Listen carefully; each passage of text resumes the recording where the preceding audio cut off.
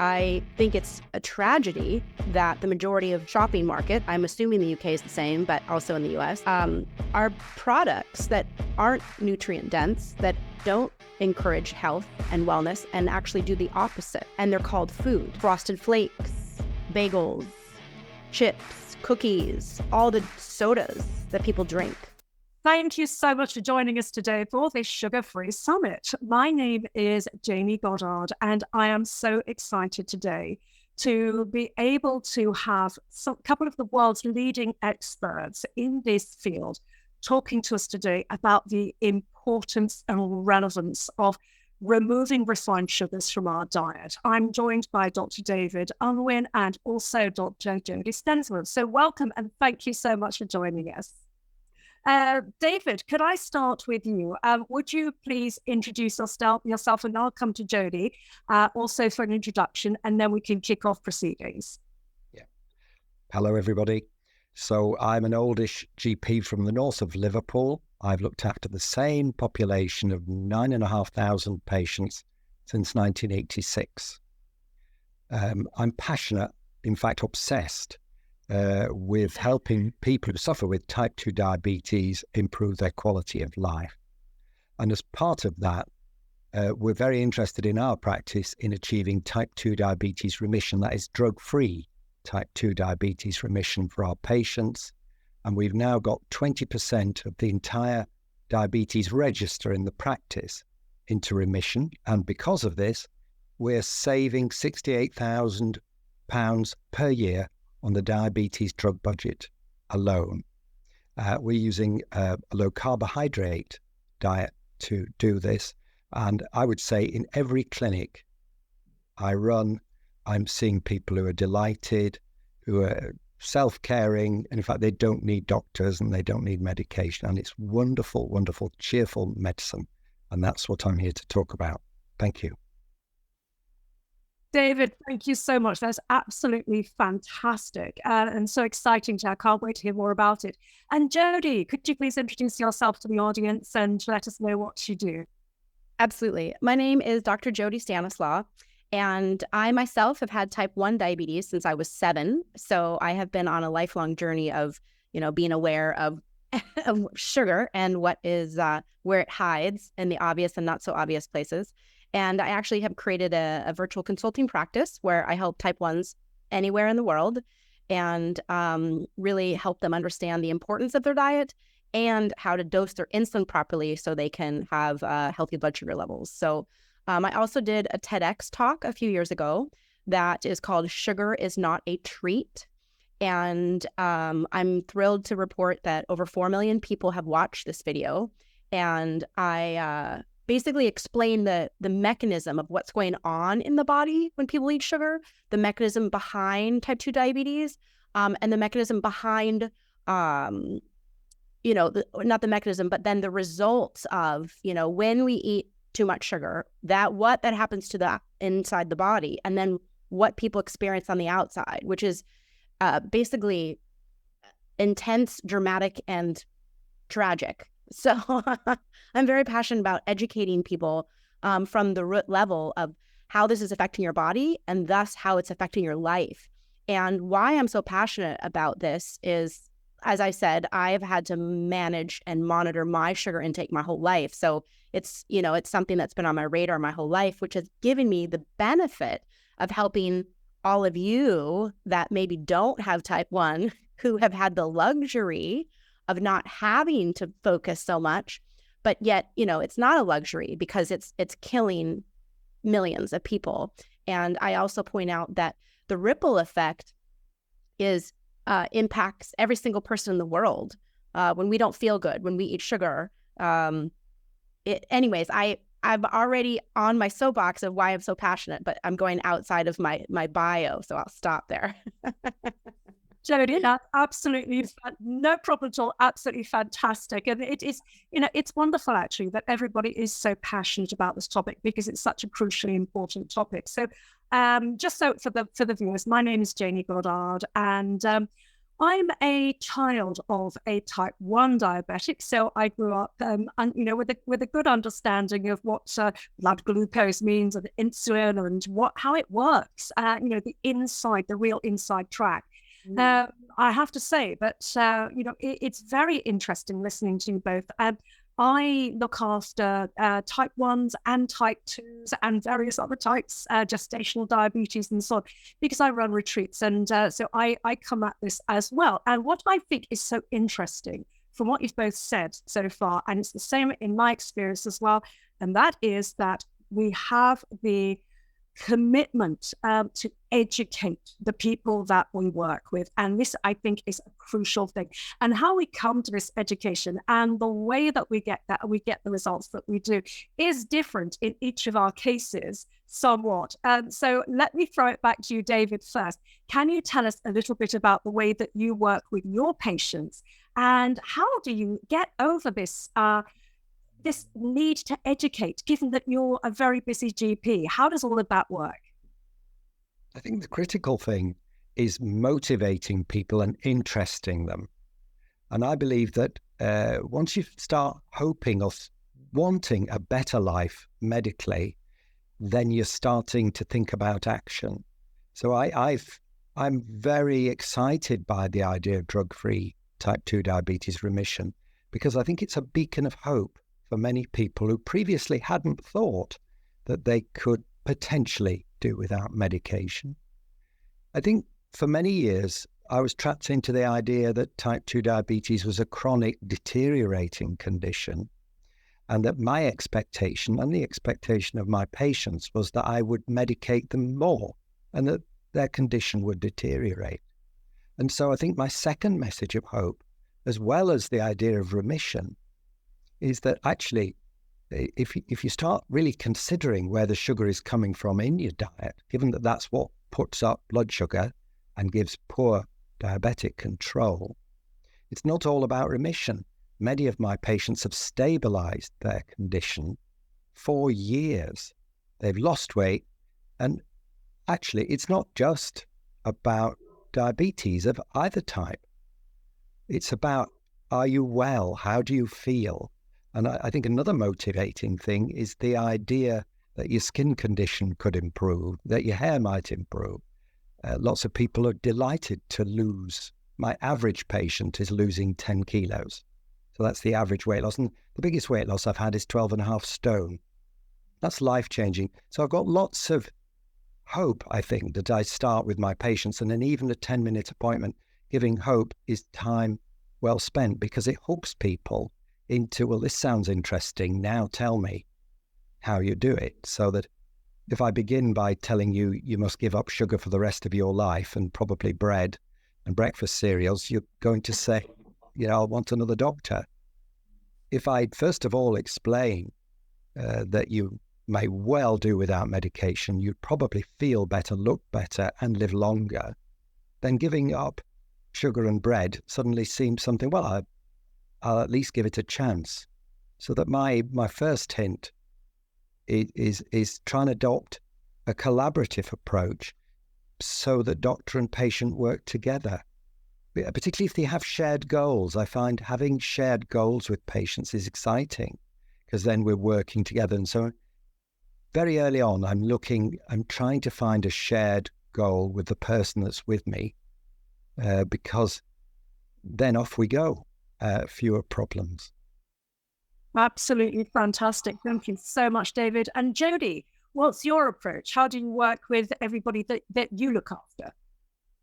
Well, like I said, everybody that I work with has type 1 diabetes, and we always look at blood sugars from the beginning, and then I bring up what I call meds. What are your meds? And meds is an acronym for mindset, exercise, diet, and sleep. So before I even get into helping them improve their blood sugar levels, I always like to educate. So I start with the education piece and explain that these core meds, these 4 areas, diet obviously being a big part of the conversation, are the most powerful meds in the world. Getting good sleep, having regular exercise, eating a healthy diet, and lowering stress, right? Those are the most powerful medicines in the world. So I spent a lot of time on educating them why the body will thrive when we're eating food that came from nature, right? When we eat whole foods. I think it's a tragedy that the majority of shopping markets, I'm assuming the UK is the same, but also in the US, are products that aren't nutrient dense, that don't encourage health and wellness, and actually do the opposite. And they're called food. Frosted Flakes, bagels, chips, cookies, all the sodas that people drink. And it's a tragedy because if I bring my salad and my baked, fish to a party, I'm the weird one, but they're eating pasta and bread and cookies, and I'm the weird one, right? I mean, those are poisons. Those are killing people. Those are not what the body runs on. It's kind of like if you're going to put diesel in a car that needs regular fuel, it's not going to run well, is it? So we have in the Western world this tragedy that's so silent, frankly. Thank goodness that we're doing this today and all of you are watching. But it's not in the headlines. It's not how many deaths are happening. It's not in the headlines. How many inflammatory diseases that sugar is directly, increasing is not in the headlines. Trillions of dollars spent on the health complications caused by this accepted and normal diet.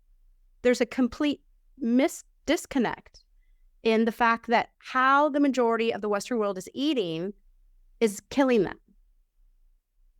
So this topic has got to be talked about more, which I'm honored to be here. Thank you, Jody. That's absolutely fantastic. And just from my perspective as well for the viewers, so I work with both type 1 and type 2 diabetics and various other people with autoimmune illnesses. I have the luxury of doing this usually on health retreats, but also when patients and clients come to see me on a one-to-one basis. And it's very interesting because the common denominator, although we all have slightly different approaches, my approach is a whole food plant-based diet, free of added refined salt, oil, and sugar. But what we all have in common is that we have this commitment to education, explaining, I think, to our clients and our patients that there is hope, as David so eloquently put it. And I know that's what you're giving people, Jody, as well. So, it's really intriguing to me to see that that's something that we're all doing. And I see that a lot of doctors, a lot of health practitioners out there aren't necessarily giving that information, that there are answers. Where, if you're type 2, yes, you can get either, you can reduce your meds, get off your meds entirely, get into remission and so on, or dare I use the C word, could there be a cure for type 2 potentially? Like many people saying yes, there is.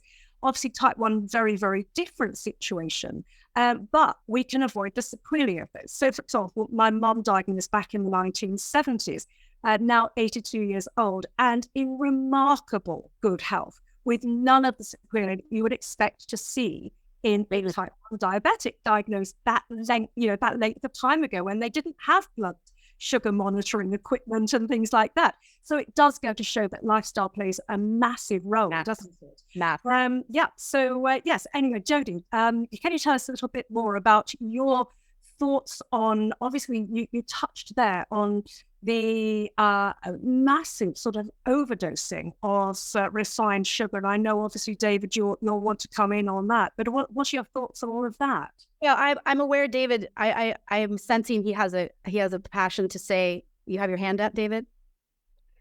Yes, it was just, I hadn't quite finished with education because I felt there was something we hadn't discussed that my patients feel really they're interested in. And I find it really useful to explain to people about the hormone insulin because they mainly don't know what it does. Right. And so I think the first thing is that the body's very sensitive to a raised blood sugar.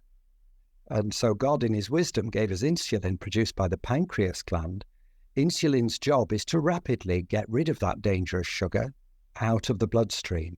And it's an interesting thing to question what happens to that sugar that was in the bloodstream. And what insulin does, it could be seen as pushing sugar out of the bloodstream and into cells where it does less damage. But then we have the question of, if I eat more Mars bars than I need to run around, what's happening to that sugar? And actually, we know that insulin is pushing sugar into your belly, which it gives us the middle-aged spread that I used to have. But unfortunately, it's also pushing it into the liver. And that is why now a quarter of the entire of the developed world has non-alcoholic fatty liver disease. A quarter of everybody we know, probably more in America, Jody, I would think, but it's certainly a quarter of my patients.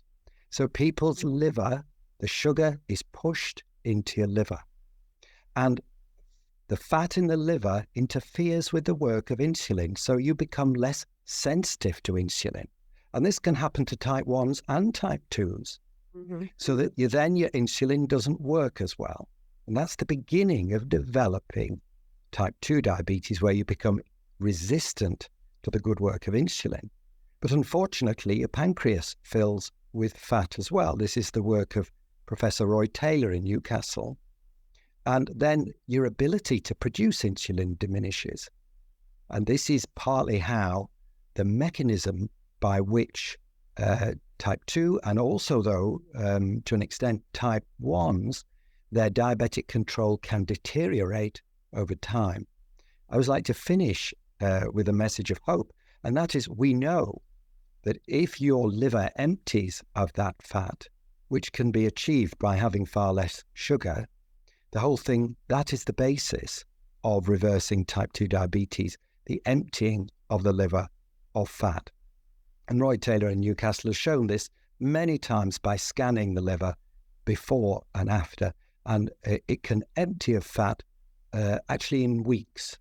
And for a final point of interest, it's seen very rapidly in bariatric surgery, so that there are different ways to do this, but that's how bariatric surgery reverses diabetes, because the liver cheers up. And I find that item of education that Jody was talking about is key to helping people understand why giving up sugar might be a good idea. It isn't just about the immediate blood sugar.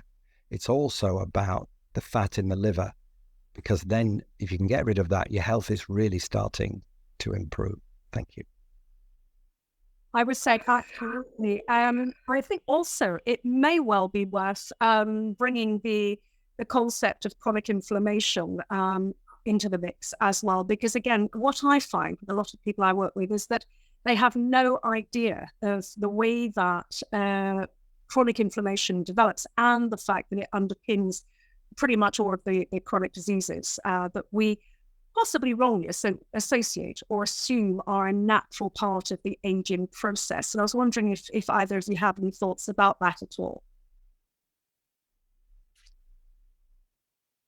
I'll underscore that if you want to extend your life and feel good, you've got to fuel the body properly. I don't like to complicate it, but the body's not meant to eat these foods that people are eating. It's just not meant to. And so there's going to be a problem, just like my analogy, if you put diesel in a regular car, you're going to have problems. If you put the wrong fuel in the body, it's not rocket science. All of these processed, refined foods are not what the body is meant to run on. It has become, this society is just pushed by these corporate conglomerates that have made the food industry into a profit-making industry. It's not a health-promoting industry. It's a profit industry. And the pharmaceutical companies are probably right there in bed with the food corporate giants, because they go hand in hand. If you eat this food, you're going to need to take more pills. So I really like to simplify it. If you want a healthy body, you have to feed it with food that is meant for the body. I'd just like to I would just like to add it's not just about diabetes type 1 and type 2. I agree with the inflammation. Week after week, I've got people, well, actually, my personal story is that, I didn't tell you mine, but I used to wake up in the morning with ankles that were so painful, I'd have to stand up on a pillow. And to get down the stairs, this was when I was 55, I'd have to hang on both sides because my ankles were so painful. And I felt that this was, would be inevitably progressive, and that I'd be lucky. What would happen to me when I got older? But for me, that is caused by wheat, I have discovered. And if I stay off wheat, my ankles, my joints are fine. If I cheat, it's like having a policeman. My ankles start throbbing. And again, clinic after clinic and week after week, people are telling me about IBS, bellyache, irritable bowel syndrome improving, joint pains improving, skin improving, psoriasis improving, and an eczema. And so this idea of why are we using anti-inflammatories all the time? Why do we not think about what's the cause of inflammation? I think the other modern disease is not thinking about the cause of illness generally. We just think of what the tablet is. We don't swim upstream and think, why is this person sick? God didn't design us to be sick. What's going on? And for me, the discipline of asking, why is my patient unwell? Because if I don't know the cause, how am I likely to suggest a successful treatment? It's not how our medical. Yeah, it's not how our medical system. The medical schools, right? They teach the pathology, and then they teach the pills. Yes. Yeah. I agree. I think we have the wrong paradigm. We flatter ourselves that we're scientists, but actually, for many of my years, I was learning guidelines, doing tests, and then medicating. But what I've discovered now is working with patients and thinking really about what is wrong with this patient, why. It's been the greatest experience. I'm loving it because I see people who actually get well. When I used loads of drugs, it was quite rare to see anybody really thank me and look terrific. And now they walk in and they look amazing. What have you done? And they say, well, I followed your advice. Thank you. And that's happening in every clinic. And Jody, I'm sure it is with you. So I just want to put a little plug in for, first of all, I'm so grateful to hear that is your approach. It is exactly what needs to happen around the world. What is the root cause? And I actually have a 5-year doctorate in naturopathic medicine. I didn't go to a Western medical school. I went to a holistic focused medical school. And I only can speak for the doctorates of naturopathic medicine here in the US. I don't know what the training is like outside, but our school was excellent in what is the cause? What is the cause? What is the cause? What is the obstacle here? Why do they have high blood pressure? Why do they have high cholesterol? Why do they have weight gain? Why do they have migraines? Why do they have chronic fatigue, which is not a disease? It's just a symptom that, that doctors are like, chronic fatigue. You have chronic fatigue. No, what do you have? Why do you have chronic fatigue? Chronic fatigue is not, you can't just stop there. That's not the diagnosis at all. That's a symptom. Well, what's underneath? Why?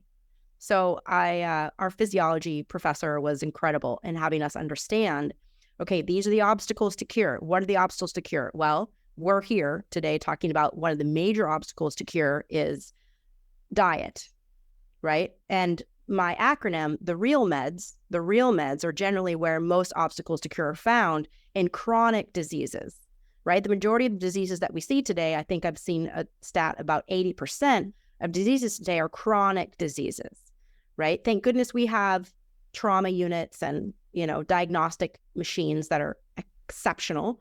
But when it comes to chronic disease, Western medicine doesn't do a good job, right? Because they're not looking at these root causes, which are the meds: mindset, stress, emotional health, connection, community, exercise, moving the body, diet, and sleep. That's where the causes are found in the majority of today's diseases. I would say I completely agree with you, Jody. It's very interesting that I teach at a lot of medical schools, and the idea is that I go in and I am supposed to be teaching the students teaching to understand what their options are when it comes to complementary medicine or integrative medicine. So where to go for the research, what works, what doesn't work in the field. And so that when they're faced with patients sitting across the desk or sitting at the side of the desk to them, what can they safely recommend? And where do they go for the research? What's the research really say? Because, of course, again, in med school, a lot of doctors are not actually trained on how to read research papers. A lot of them, as we know from the Lancet statements, a lot of medics will skip to the end and would just read the conclusion without actually reading the methodology and working out if it all stacks up. But what I find is that I'll be rocking up and doing my little spiel about, so this is what state of play is, this is how we get the research, this is where we go for the reliable research. And I'll notice that the faculty is starting to creep in at the back, and they are so interested. And what I'm seeing, and I think this is incredibly positive, and certainly for medical schools that I teach at in the UK and also where I have taught in the USA, is that there is an understanding now creeping into the field, into the conventional medical field, that conventional medicine doesn't have all the answers, and that actually, these human beings, these creatures, we require a completely holistic approach in order to be healthy. So, Jody, as you were saying, mindset, sleep, stress response management. I never talk about stress management, I talk about stress response management. Teaching people strategies like mindfulness and resilience strategies, both mentally, emotionally, physically, and even spiritually, of course. Exercise, all of these things are so crucial. And I love the way that, you are both delivering this by educating people. And I think there's great hope. The thing that gives me hope is that these students are coming in, and as I say, the faculty are creeping in up at the back, and the response afterwards is really positive, and the penny is dropping that we can't just medicate people to get them better. It's just not happening. So I'm totally with you. And I think from the sound of it, Jody, our background and our training is probably very similar, because my anatomy, physiology and pathology lecturers were the same ones who were teaching the med students at Imperial College in London. So we probably have a very similar background and a very similar approach there as well. I think what is happening, is that people become healthcare professionals to make a difference. They don't, on the whole, become doctors and nurses to get rich. When you're young, you're full of hope and you want to make a difference. And I think so many doctors now are deeply disappointed, really, with the results. That's how I was. I was ready to retire when I was 55 because I just didn't feel I was making a difference. And doctors are hungry for something that delivers those results so that you can see people who actually look better. And when you see somebody that's getting results, I find, like both of you, they're very interested. The second thing I wanted to add was you both listed all sorts of important things that improve the human condition. And I agree with both your lists. What is it to be human? What do you need? You need companionship and rest and all sorts of things. I would say that I think diet is one of the easiest, lowest hanging fruits at the beginning for many patients, because you can explain it to them in terms of diabetes or weight or whatever. So that exercise, so my average patient weighs 100 kilos and is 63 years old. So for them, exercise, because they're so inflamed and heavy, is just punitive. But if I can get them to improve their diet, on average, they lose 1.5 stones, and then they have more energy because they've got a cleaner system, as Jody was saying, because we've got them on a proper fuel. And now they're saying, what next? So again, I find Beautiful. Usually diet first, because it's low-hanging fruit in that they see results reasonably quickly. And then when I've got an activated patient, I'm going to say, right, that's wonderful. What are you going to do next? They may give up smoking. They often start exercising. That's very common. But there are other things too about sleep, just as you both listed. But we are talking about diet today. And for me, diet usually comes first because it's more accessible and it's easier to understand why giving up sugar and starchy carbs might be good. Stress is a harder thing to get across. And it's quite a difficult thing to help somebody sleep better, in my experience. Yes, it's certainly. Sleep is one of the most.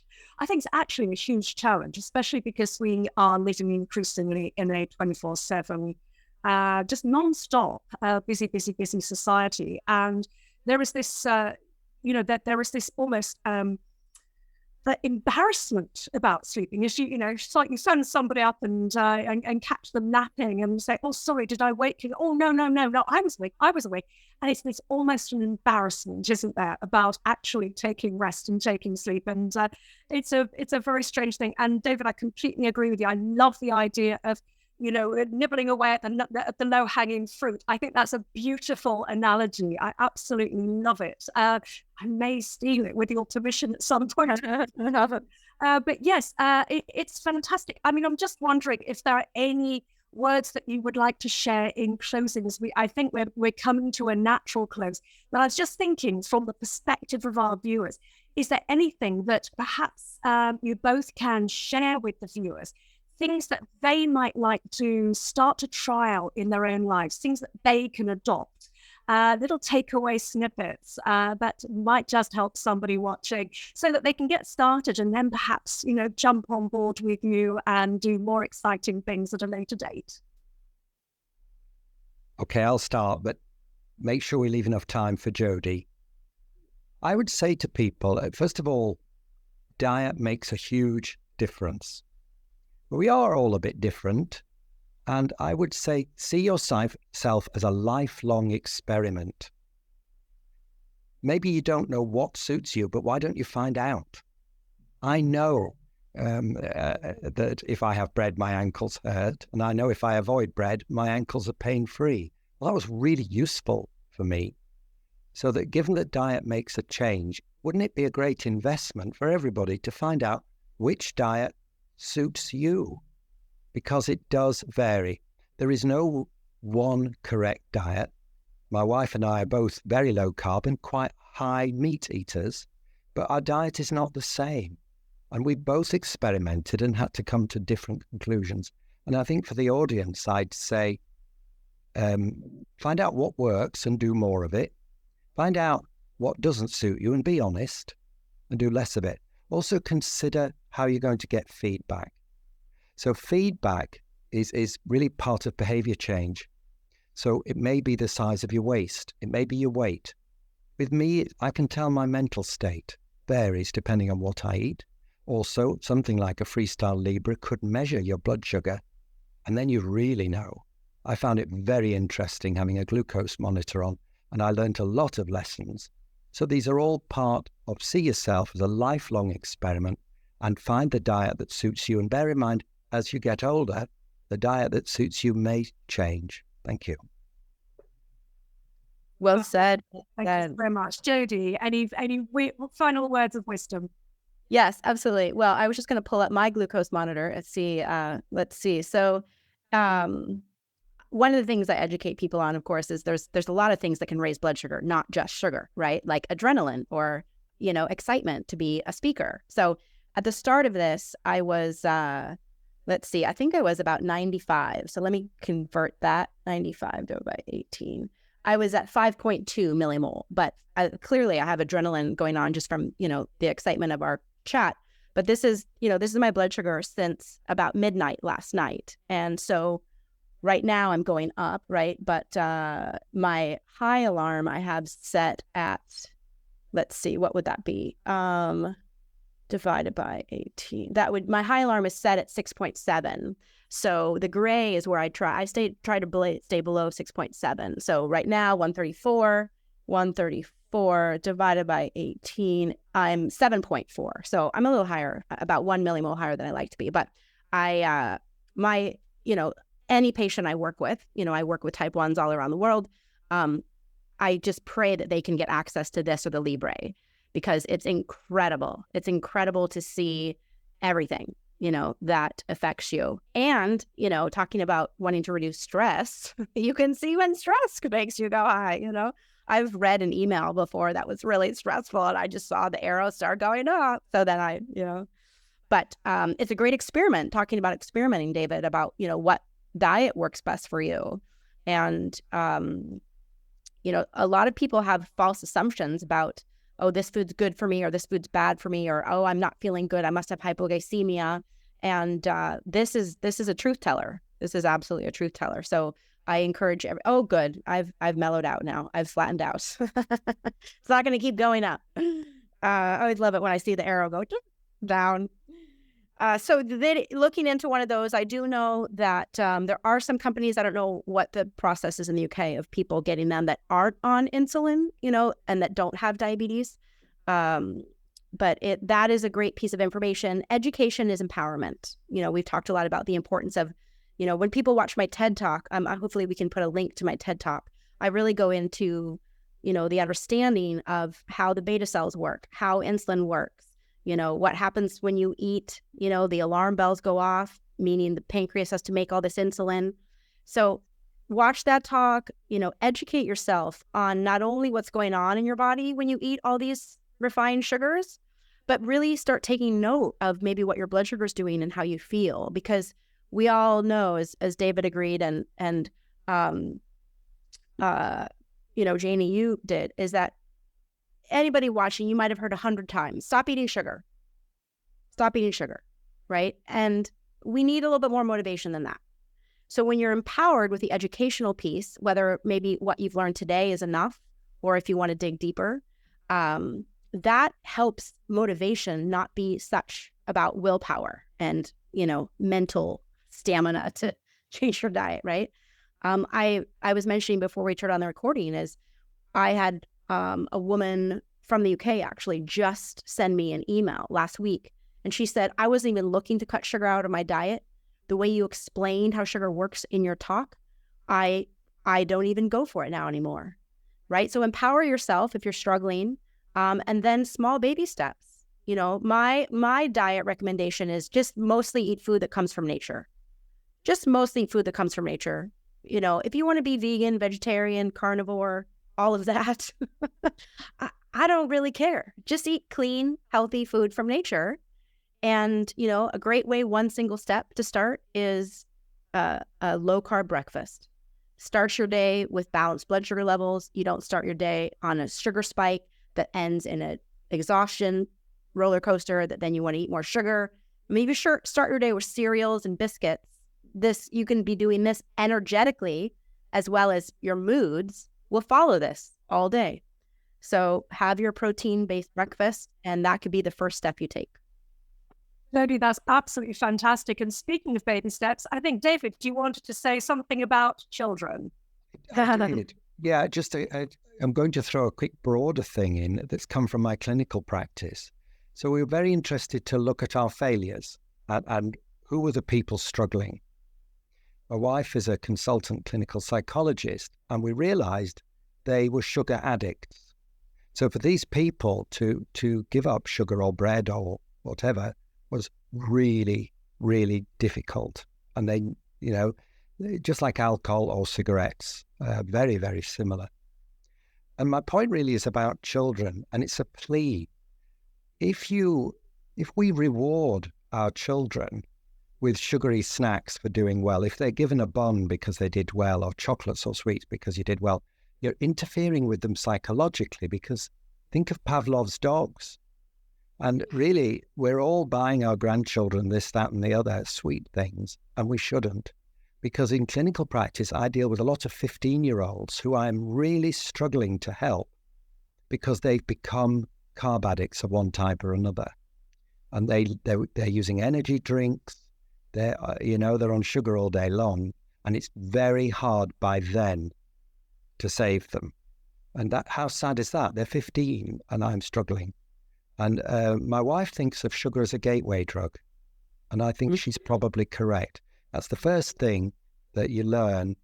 If you're sad, you should have it. If you're happy, you should have it. And I think it's leading to some very serious problems, and something I'd like the viewers to think about. Because I'm often told I buy the biscuits for my grandchildren, and I'm saying, so the most important people in your life, the young people in your family, they should have the best nutrition. I'm behind Jody on nutritional density. What's in that food? And so I just felt I couldn't leave it without thinking about children and the idea that we can do better. I finished. David, I think that is just so potent and so powerful. I really just wanted to end by thanking you both. I think that the viewers will agree with me that we are so privileged to be able to sit and listen to you both. You are the leading experts in this field. And, it really is just something so special. So I want to thank you both for your time. It's been an incredible education. I know that we will be sharing your details, your contact details, and for, of course, also for anybody who wants to look at the way that I work with my clients, I think you can get my details from the summit, from the summit show sheets and so on and so forth. So I just want to say thank you. It has been absolutely fantastic. And I want to obviously thank the summit sponsor as well, because they have drawn us all together to create this happening, and I think it probably has inspired an awful lot of people to make some really profound changes in their lives. So thank you both so very much, and thanks to the folks at Zukr. Thank you so much. All the best.